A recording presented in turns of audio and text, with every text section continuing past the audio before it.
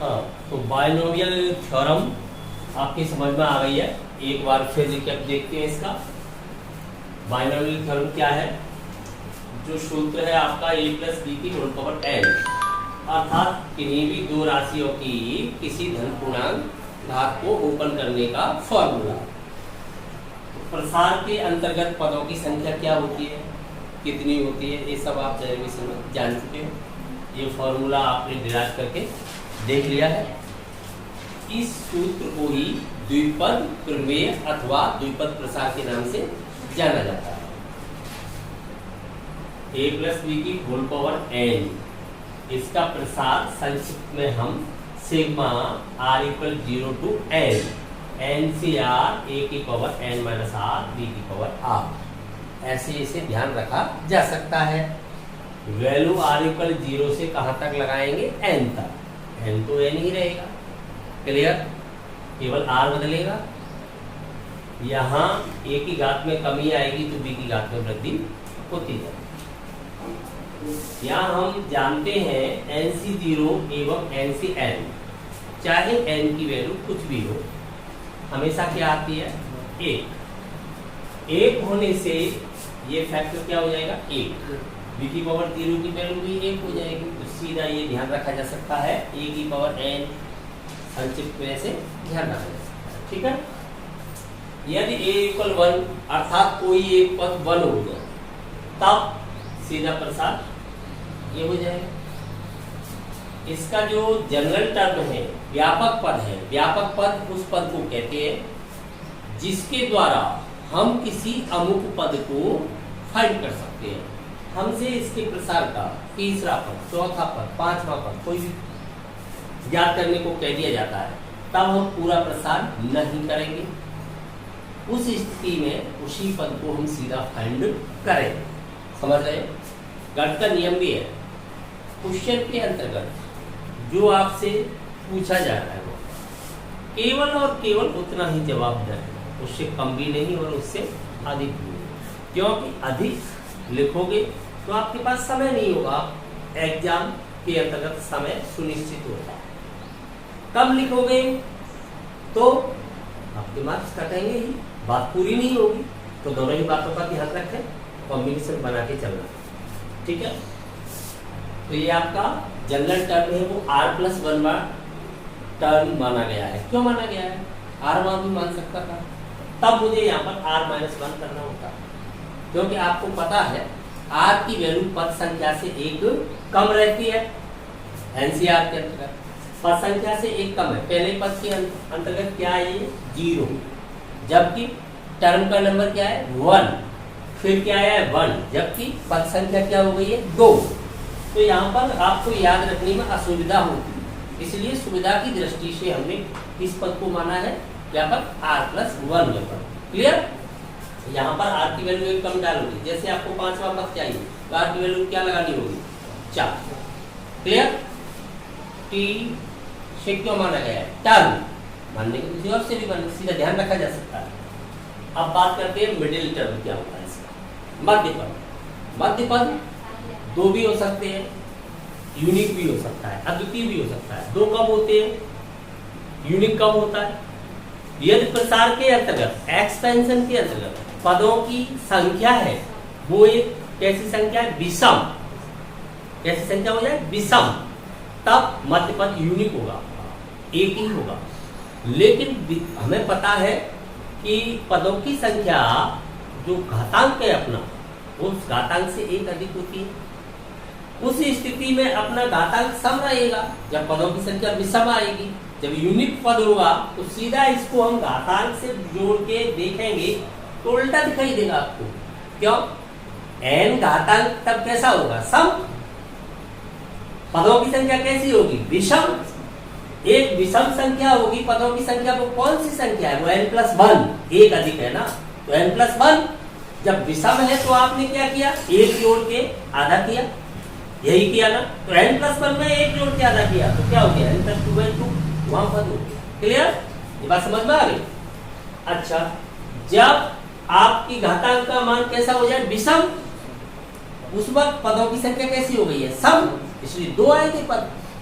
तो एक को आप सीधा आधा करोगे, n+1 पदों की संख्या कैसी हो गई है, सम, क्योंकि n में सम है ना, तो n+1 पदों की संख्या है वो सम हो चुकी है, तो सम संख्या है n+1, आधा कर दिया। एक तो ए नंबर वाला पद होगा, एक इससे आगे वाला, अर्थात इसमें आपने एक जोड़ दिया, एलसीएम लेके क्या हो गया, n+3/2 क्लियर, एक जोड़ोगे तो ये पद संख्या आप सीधा फाइंड कर लें, और पद संख्या जब फाइंड हो जाएगी तो व्यापक पद का फॉर्मूला यूज करते हुए उस पद को फाइंड कर लें। समझ में आ गया? ठीक है, अब बात करते हैं बाइनोमियल कोएफिशिएंट, द्विपद गुणांकों की। तो द्विपद गुणांक क्या होते हैं पहले ये जान लेना चाहिए। प्रसार के अंतर्गत जो राशियां a एवं b आपको प्रथम पद एवं द्वितीय पद दिए गए, प्रसार के अंतर्गत उनके गुणांक पास्कल त्रिभुज से भी आपने देखे, परंतु वह विधि इतनी लेंदी थी कि हमारे पास इतना समय ही नहीं हो पाता कि हम उन सबको फाइंड कर लें, और ना ही उस विधि के अंतर्गत कोई ऐसी सुविधा थी जिससे हम सीधा किसी भी घात का प्रसार लिख पाए। जैसे हमें 7 घात के लिए ओपन करना है तो हमें शुरू से लेकर के वहां तक लिख के लाना होगा, तभी फाइंड कर पाते थे। तो उस विधि को अधिक प्रचलन में नहीं लिया गया, हमने सीधा एनसीआर का प्रयोग करके द्विपद गुणांकों को फाइंड कर लिया। तो एनसीआर कहां से स्टार्ट है, एनसी 0 से, और इसका इनिशियल 0 एंड टर्मिनल जो अंतिम पॉइंट है वो n, क्योंकि हमें पता है आर की वैल्यू कहां से कहां तक हो सकती है, 0 से n तक, या तो आप कुछ मत लो उसमें से या फिर सभी को लो, यही संभव है। क्लियर? तो ये क्या कहलाते हैं, द्विपद गुणांक कहलाते हैं। सभी द्विपद गुणांकों का योगफल आपको ज्ञात करना है, तो सभी को जोड़ने के लिए काफी समय लगेगा, परंतु 2 की पावर n वहां पर देख ले कितनी घात है, अगर उसे हम 2 पर लगा दें 2 की पावर n, इससे सीधा सभी द्विपद गुणांकों का योगफल ज्ञात किया जा सकता है। क्लियर? ठीक है, अब देखिए इसके कुछ गुणधर्म है प्रसार के। गुणधर्म क्या बताए आपको, प्रसार में पदों की संख्या घातांक से 1 अधिक, पता है। प्रत्येक पद में a तथा b की घातांकों का जो योगफल है वो कैसा होता है, समान रहता है, स्थिर बदलता नहीं है, और वो किसके बराबर होता है, दी गई घातांक के बराबर होता है। तीसरी बात भी आपको पता है, सर्वप्रथम जो वहां पर घातांक दिया गया है वो कहां आता है, प्रथम पद ए पर आता है।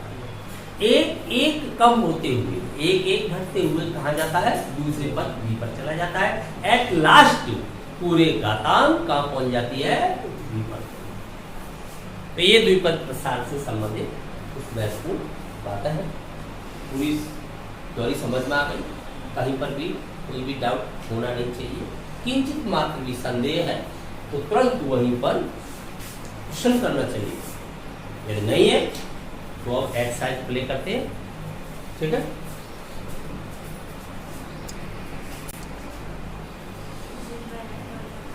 फर्स्ट क्वेश्चन है 8.1 से, यहां पर 1 - 2x की होल पावर 5, हमें क्या करना है, एक्सपेंशन करना है, प्रसार करना है। द्विपद प्रसार का यूज किया जाएगा, क्यों कि 2 ही पद है यहाँ पर। तो सबसे पहले कंपैरिजन से ये पता लगाएं a की वैल्यू क्या है, b की वैल्यू आपको क्या फाइंड हो रही है, n की वैल्यू क्या फाइंड हो रही है। तो बताइए यहाँ सबसे पहले फाइंड आउट करें a इक्वल क्या है, 1, कंपैरिजन से पता लगा रहे हैं।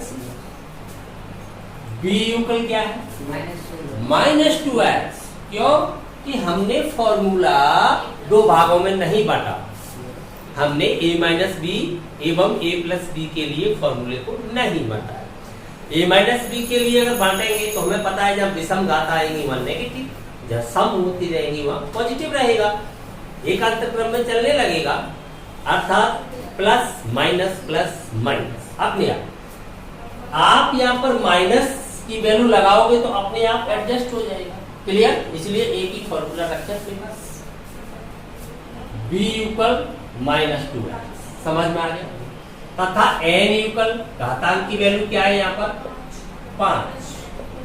अब द्विपद सूत्र लिखिए, देखिए द्विपद सूत्र क्या है आपका, द्विपद प्रमेय कह सकते हैं, द्विपद प्रसार कह सकते हैं। तो द्विपद प्रमेय क्या है आपकी?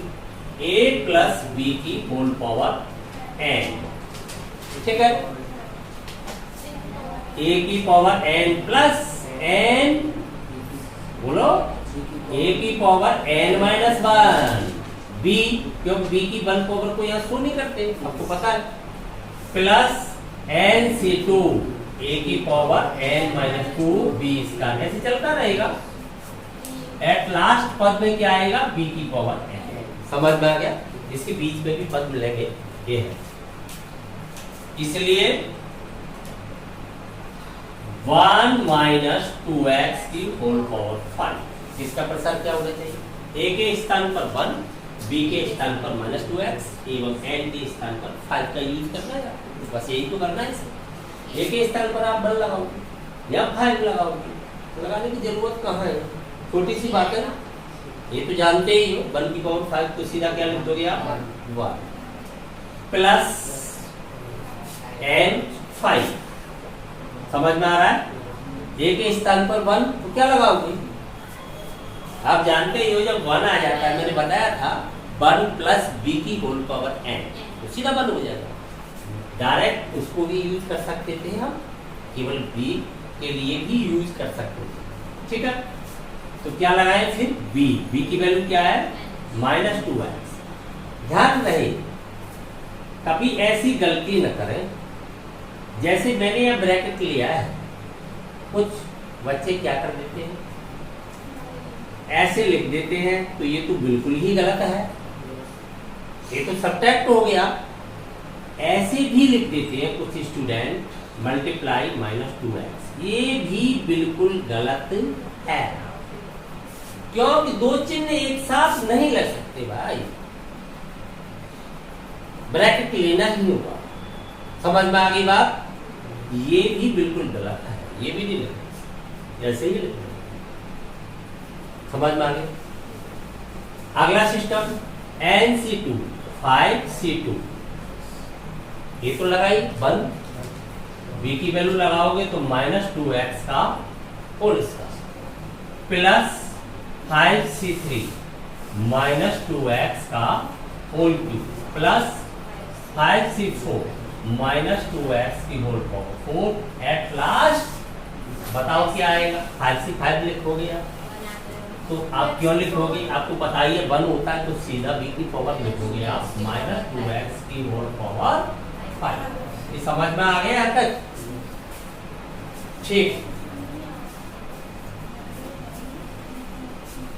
अब देखिए क्या प्राप्त हुआ हमें?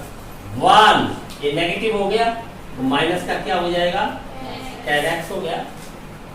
5c2 की वैल्यू आप फाइंड करोगे। एनसीआर का फॉर्मूला आपके पास है ऑलरेडी, आता है। क्या होता है एनसीआर का फॉर्मूला? पता? एन देख रहा है वहां से, NCR equal factorial n upon factorial r into factorial n minus r, यही तो होता है। तो इसका यूज करें तो बताइए इसकी वैल्यू क्या आती है? फाइंड कर लो। इसमें कौन सी आपत्ति आ रही है? बताओ क्या आएगी? ऊपर 20 हो जाएगा, 3 तक काट दो ना सीधा, बड़े वाले फैक्टोरियल से लेफ्ट कर दो 3 तक, 5 4 20 रह गया, 2 से फिर डिवाइड करो, 10 आ गया। क्लियर? 10 आ गया। यहाँ से कितना आएगा? -4। एक स्टेप लोगे आप, डर लग रहा है तो 10, ये आपका माइनस प्लस हो जाएगा बाद से, तो सीधा क्या हो जाएगा? 4x स्क्वायर हो जाएगा आपके पास। क्या हो जाएगा? 4x स्क्वायर, यही तो हो जाएगा। अब भले ही आप ब्रैकेट में लेके ये मल्टीप्लाई का यूज कर सकते हो। अब आप चलिए प्लस हो चुका ना, समझ में आ गई बात? अगले स्टेप में आप बता सकते हो 5c3 की वैल्यू यही आएगी जो 5c2 की आई है। आपको पता है NCR equal NCN minus R, NCR equal होता है NCN माइनस R।